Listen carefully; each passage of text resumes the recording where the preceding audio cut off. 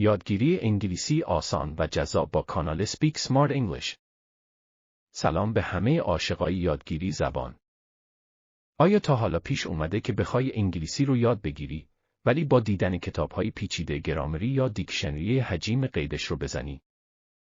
کانال یوتیوب Speak Smart English اومده تا این کار رو برای تو فوق‌العاده ساده، جذاب و سرگرم کننده کنه.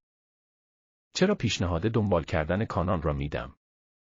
تو کانال Speak Smart English با چند تا اصل ساده و جذاب یادگیری انگلیسی آشنا میشی که کاملا نتیجه گراست.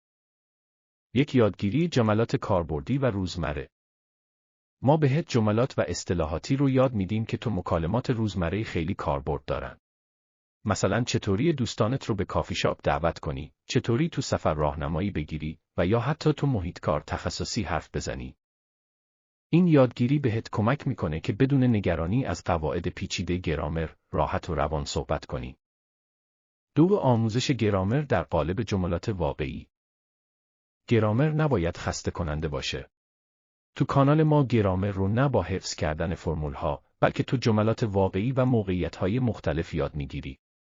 دقیقاً مثل بچه‌ها که زبان مادریشون رو به طور طبیعی یاد میگیرن. 3 داستان‌های کوتاه و جذاب انگلیسی. با داستان‌های ساده و شیرین هم زبان یاد میگیری، هم گوشهات به زبان انگلیسی عادت میکنه. داستان‌ها بهت کمک میکنه که لغات جدید رو در قالب متن و موقعیت یاد بگیری و فراموش نکنی. 4 موضوعات فان و سرگرمی. یادگیری زبان حتما نباید خشک و جدی باشه. ما کلی موضوعات فان و سرگرم کننده برات داریم، مثل مکالمات خنده‌دار، اصطلاحات جالب انگلیسی، چالش‌های زبانی و نکات زیبا که هم یاد میگیری و هم از یادگیری لذت میبری. روش‌های به خاطر سپاری لغات انگلیسی. ما تو کانال Speak Smart English چند تا روش عالی برای حفظ و یادآوری لغات بهت یاد میدیم تا بتونی لغات رو بدون فراموشی تو ذهنت ثبت کنی. 1. فلش کارت و باکلایتنر. فلش کارت ها بهترین روش برای مرور سریع لغات و عبارات هستند. هم میتونی از فلش کارت های کاغذی استفاده کنی و هم اپلیکیشن هایی مانند انکی یا کوالت رو نصب کنی و تو گوشی لغات رو همیشه همراهت داشته باشی.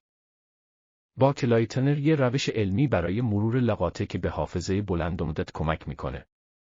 کلماتی که بلد نیستی رو بیشتر مرور میکنی و کلماتی که یاد گرفتی رو کمتر. این روش تضمینیه که لغات همیشه تو ذهنت بمونن. 2. یادگیری در قالب جمله. همیشه سعی کن لغات جدید رو تو جملات یاد بگیری. این روش باعث میشه هم کاربرد اون کلمه رو یاد بگیری، هم راحت‌تر تو ذهنت بمونه. 3. تکنیک تصویرسازی ذهنی. برای هر کلمه انگلیسی یه تصویر یا داستان تو ذهنت بساز. 4. تکرار و تمرین روزانه. یادگیری زبان بدون تمرین ممکن نیست.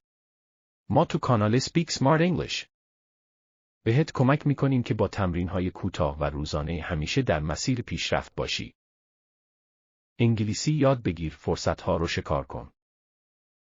یادگیری زبان انگلیسی بهت کمک میکنه که تو زندگی شخصی و کاری پیشرفت کنی. تو سفرهای خارجی راحت صحبت کنی. فیلم‌ها و سریال‌های انگلیسی رو بدون زیرنویس تماشا کنی. تو مصاحبه‌های کاری موفق بشی. با آدم‌های جدید از سراسر دنیا ارتباط بگیری. چه کار باید بکنی؟ 1. ویدیوهای ما رو ببین و تمرین‌ها رو انجام بده. 2. همین الان کانال رو سابسکرایب کن. 3. یادت نره زنگوله رو هم فعال کنی تا هیچ ویدیویی رو از دست ندی. با ما انگلیسی یاد بگیر و باهوش‌تر صحبت کن. منتظرتون هستیم.